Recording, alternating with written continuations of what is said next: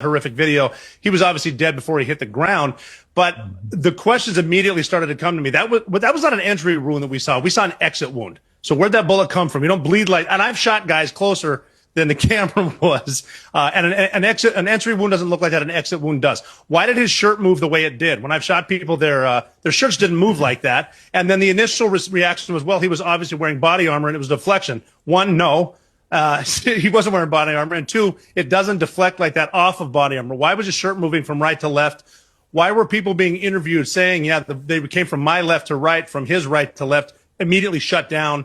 And then did they tear the crime scene down immediately? Just right off the bat, from seeing it, knowing he was dead, saying a lot of this is bad, not even getting into the soliloquy of text messages that 22-year-olds don't send their trans lover. If you were doing that with all your training, you were one of the most elite guys in special forces in American history. If you were dismantling this precise rifle, how long would it take you to do it?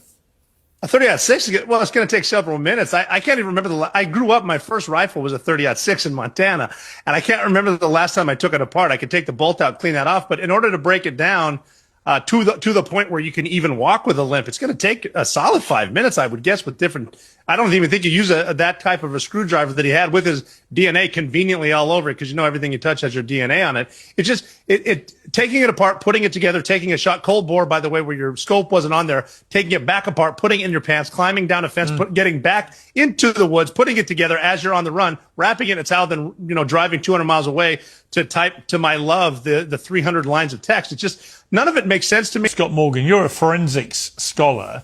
What do you think of what you just heard there from Rob O'Neill? Yeah, I think it's